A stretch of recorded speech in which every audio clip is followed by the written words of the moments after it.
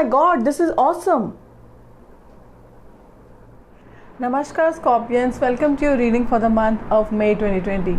So how is it? How is the lockdown period going? Do share with me how you're spending time and how you're handling the stress. I am a Reiki Grandmaster, so I do a lot of Reiki and other healing modalities to combat stress. And I would advise you all to wear a shungite and also a black tourmaline if you have it with you, or whenever the lockdown open, because this is a very very beautiful stone, a grounding stone which helps us handle in all the things which are there.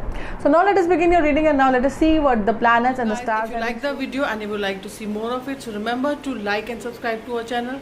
Also, in case you have personal queries, you can always connect with me on my Facebook page and Instagram page. And also, if you would like to connect with me for consultation, we have a website also, www.harmonizeme.co, or you can also contact me on the number which is coming below, and we so can the first week we have for you, the card is the Knight of Cups. So there's some message of love coming your way from somewhere, or there could be some kind of change in your existing relationship. The energy is shifting, and it could be within you two only. You could be some message, some communication, or there could be an increase in love. Apart from that, yes, you are going to be very very intuitive at this point of time. Now let us see the second week. What does the second week has in store for you? So the second week we have for you the Star. Beautiful. So this implies that you have all the five. You see there are so many stars. You can see this person has one foot on the water and one on the land. So there is abundance of all sorts. Apart from that, there is intimacy in your relationship, there is love in your relationship, there is bonding in your relationship, and it is going to be a good time for you. This is a very very beautiful card. And then in the second week of May we have some planetary movement. We have 5th of May we have Mars, which is the lord of aggression and which is the lord of action, moving into Aquarius. Now Aquarius is in your 4th sign, so it can happen that if you are doing some kind of interaction with the government department, it is going to go very good. So your business is going to go good if you are connected somehow to the government. 9th of May we have Mercury. Mercury is entering Taurus, which is located in your 7th house. So it can happen that your focus would be on your partnership. And at this point of time, I would advise you that instead of doing direct manufacturing, you should go for trading. Trading is going to be more good for you during this time. And of course, I don't know how Mercury is placed in your chart, but if it is placed good, it is going to give you benefit. If it is not placed well, then you can negate the harmful effects of Mercury by reading Durga Saptati. So remember to read Durga Saptati. Then in the third week of May, now let us see what the cards have to say for you. Beautiful time. They are saying the Sun. So they are saying that you are moving from a bad phase in your life to a very very beautiful and powerful and nice way. It's going to be sunny, the sun is going to be shining, your bad troubles, your bad things in life are going to go away. So a beautiful beautiful beautiful card. And in the third week of May we have a lot of planetary movement happening.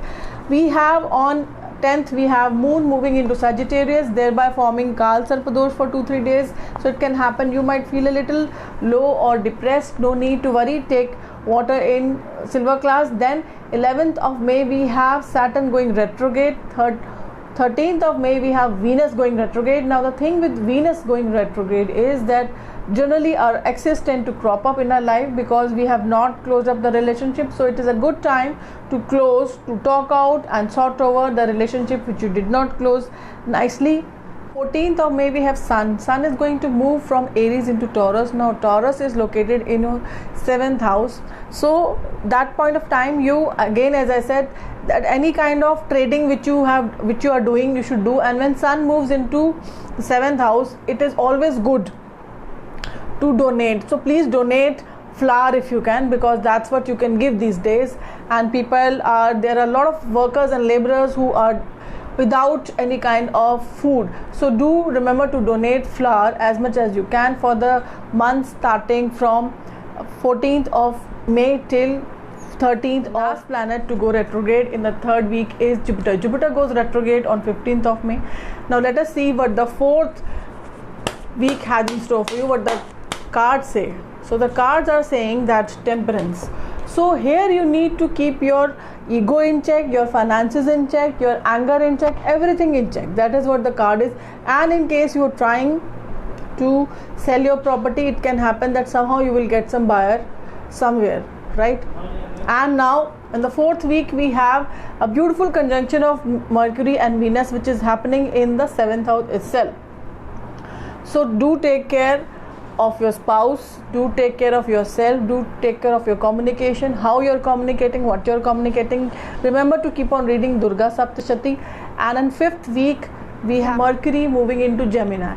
Now Gemini is located in your 8th house, and 8th house is a house of knowledge. It is the house of occult. It is the house of obstacles and delays. It can happen that you might be guided towards occult, you might be attracted towards Reiki or pranic healing or any of other alternative healing mediums. Do take it up. It is going to be very, very beneficial for you. And the last card that we have for you is Queen of Swords. This is a court card which represents actual person around you. It represents somebody who is very independent. Maybe she is a businesswoman and she is the one who can guide you through some issue which you are facing. If you are that person, then this card implies that you might be in for some alone time, some me time. So take care. Do remember to combat the stress and keep on handling the stress in a nice manner. And now let us see what the fairies have to say for you. So the fairies say that your desires will fully manifest as the flowers begin to bloom. So wait on till spring, which is going to be a long time, but never mind, spring is going to be there. So here's wishing you that the upcoming month is going to fill your life with positive energy and bring a lot of ease into your life. And till the time we meet again, this is me saying namaste.